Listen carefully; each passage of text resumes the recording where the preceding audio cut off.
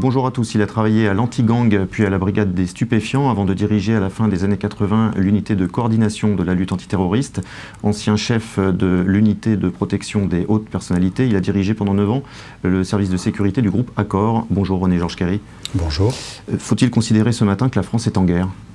La France a toujours été en guerre. Bon, le terrorisme est une guerre, un peu la guerre asymétrique, une guerre des pauvres, parce que les terroristes n'ont pas les moyens militaires d'un grand État, mais nous avons toujours été en guerre contre le terrorisme. Le terrorisme a toujours été en guerre contre la France, ça remonte aux années 80. Aujourd'hui, évidemment, l'actualité fait ressurgir cette violence qu'on avait un petit peu oubliée ces dernières années. La question que nous nous posons tous aujourd'hui, c'est est-ce que cette guerre, nous avons les moyens de la mener? Est-ce que nous y sommes suffisamment préparés à tout point de vue, psychologique, mais aussi du point de vue des services qui sont chargés de cette lutte antiterroriste? Alors, sur un plan psychologique, aucune nation n'est prête, n'est préparée à ce type de violence. L'assassinat de notre compatriote à Alger montre bien l'émotion qui a saisi le peuple français et les dirigeants. On n'est pas habitué à ce genre d'événements graves et tout le monde se sent concerné. Après, sur un plan plus pragmatique, s'agissant de la lutte opérationnelle, en France, ce sont les services de police, de renseignement, la DGSI, la police judiciaire et d'autres services qui luttent contre les éventuels actes terroristes qui pourraient être commis sur le territoire national. Et jusqu'à présent, depuis 1995, dernier attentat, ça va à peu près. Il y a eu évidemment l'affaire Mera, bien évidemment. Oui, on y reviendra. En revanche, à l'étranger, il faut protéger nos compatriotes dans les pays un petit peu sensibles. Et puis, plus globalement, la lutte contre le terrorisme, ça passe par la lutte contre l'État islamique. Et là, on engage des moyens militaires avec les Américains et les Anglais. Alors, j'en reste à la protection des Français sur le territoire national. Le discours officiel consiste à dire les services travaillent sur le sujet depuis longtemps. Globalement, le niveau de sécurité est très élevé. Or, le couac qui vient de se produire ces derniers jours avec le retour de 3 djihadistes présumés que personne, semble-t-il, n'a identifié à l'aéroport montre qu'il y a quand même des trous dans le dispositif. Est-ce que vous considérez aujourd'hui que la France est de ce point de vue-là suffisamment protégée?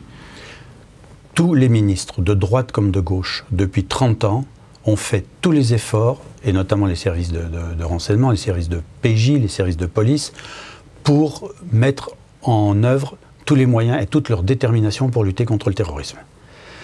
De ce point de vue-là, on a quand même, je dirais, une très belle voiture, et ce qui vient de se passer avec la Turquie, c'est une rayure sur la carrosserie. Évidemment, il y a eu un couac. Ça fait désordre, ça arrive au mauvais moment. Pourquoi? Tout simplement parce que nous ne sommes pas habitués à collaborer avec les Turcs. Il y a eu un petit malentendu au départ de la Turquie entre les Turcs et les Français. Il y a une co-responsabilité turque et française. Mais cela dit, ça n'a pas provoqué de graves dangers. Alors on l'a vu avec l'affaire Mera, aujourd'hui la menace principale, elle vient d'individus isolés, donc par définition difficiles à identifier avant qu'ils passent à l'acte. Est-ce que depuis cet épisode Mera, des efforts ont été fournis, les leçons ont été tirées de cet épisode et la surveillance a été renforcée sur des profils de ce type? Alors bien évidemment, les leçons ont été tirées de l'affaire Mera. Alors Mera, c'est quoi? C'est rechercher une aiguille dans une botte de foin.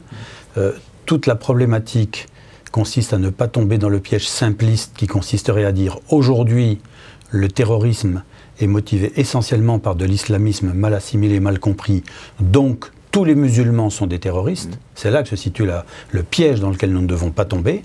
Il n'empêche que c'est au sein essentiellement de la communauté musulmane que l'on doit aller chercher et détecter ceux qui sont susceptibles d'être dangereux sans pour autant, encore une fois, ostraciser la communauté musulmane.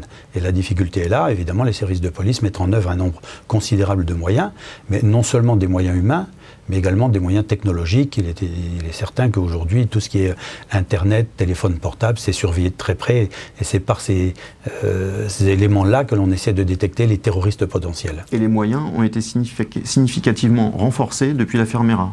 Alors, avant l'affaire Mera, il y a des moyens.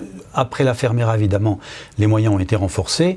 Et le geste, qui n'est pas un geste symbolique, mais l'acte fondateur des services de renseignement, ça a été la création de la DGSI, Direction Générale de la Sécurité Intérieure, qui a été créée par Manuel Valls il y a maintenant 1 an et demi, qui est le prolongement de la DCRI, de Direction du Renseignement Intérieur, avec, là encore, des moyens supplémentaires technologiques, des moyens supplémentaires en hommes, avec un grand nombre de traducteurs, parce que le terrorisme il est international, il faut pouvoir décrypter les conversations. Oui, avec la DGSI, on est passé à un palier supérieur dans la lutte contre le terrorisme. Vous avez utilisé une expression tout à l'heure, vous parliez à propos du terrorisme, de la guerre des pauvres. Dans le cas de l'État islamique, on n'est plus clairement dans ce schéma-là, puisque l'État islamique dispose de moyens considérables. Une façon de s'attaquer à l'État islamique, c'est de bombarder les raffineries, comme l'ont fait les États-Unis, les Américains la nuit dernière. Est-ce qu'il existe d'autres moyens de les toucher au portefeuille ?